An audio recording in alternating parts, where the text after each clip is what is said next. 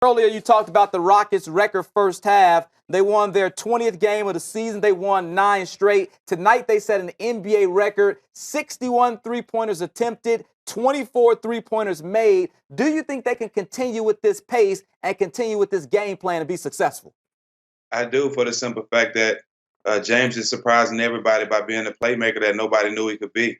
I mean, being in double digits in assists, almost leading the league in scoring. He's surprising everybody, but he's making everybody on the team better. And the couple of trades they made with getting those shooters in there, it's been great for this team. And I think they continue to do it as long as they continue to make those plays. Yeah, I tend to agree with you. I think they're fun to watch. Now, are you one of those guys that think that this is carnival basketball? This is ridiculous. They're shooting all these threes? Nah, I mean, everybody loved it when Golden State was doing it. Now people got something to say because Houston doing it. I mean, it's effective. If you can shoot them and knock them down, why not shoot them? Yo, do you feel, I remember that Warriors team that you played on, right? Do you feel like that was like a turning point in the NBA where teams started to go small ball, when teams started to spread you out a little bit more? Do you remember that squad? I believe so. It was you. It was Matt Barnes was on that squad when you were with the Warriors?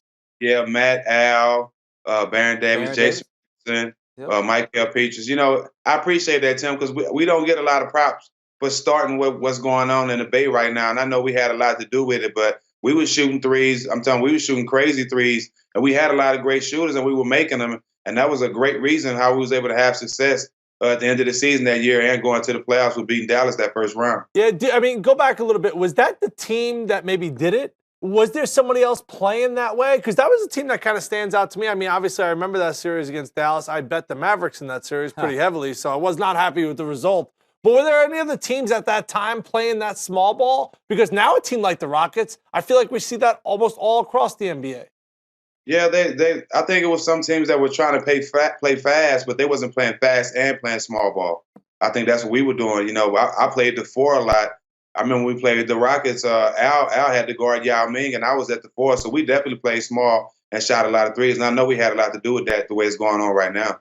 When you look at the Rockets, who do you think has a lot or more to do with their success? Their coach, Mike D'Antoni, or James Harden? Obviously, D'Antoni was the one that came in to put Harden at PG. So do we point to the coach for the credit, or do we give it to Harden for making it work? You hit it on the nose right there. I mean, that's the biggest thing, the biggest move that the team could have made this summer was moving James to the point guard. He wants the ball a lot. He dominates the ball anyway. Why not make him a point guard? Why not let him initiate the offense? And he's doing that great, getting it to the guys for these threes and also putting up a lot of points. That's why they're able to win right now. I got to be honest, though. I wasn't sure this was going to work out because L.A. was a disaster. There's no other way to describe it when D'Antoni went there. When he went to the Knicks, disaster, except for that month or two with Jeremy Lin. So I felt like this may be his last opportunity at the NBA level. But now, just the success they're already having this year, for sure, he'll get another job. Someone else is going to hire him, especially if they got a point guard that can ball. This is his first year. You already talk about him getting another job. He just got to Houston. Yeah, but he just sold James Harden. James Harden's almost completely changed as a player. I didn't know he had this kind of passing ability. I know Steven had touched on it. The fact that he's making other guys better, I'm flabbergasted at how well he's playing, and I got to credit D'Antoni with all that. Have they exceeded your expectations in a big way? They definitely have. Like I said, nobody expected. I know I didn't expect it. I knew James was going to come out and be dominant, be one of the top scorers in the league, but I didn't expect them to have this many wins at this point in the season. They're doing a great job. Are they still behind the Spurs and the Warriors and the Clippers, or might you put them right up there with the Clippers? Where do you have them? They're not a tier Western Conference team yet, but they're on their heels. They're on the way. They need another player. Probably need to go on a longer winning streak, but as of now, they're not ready for those top 3 teams.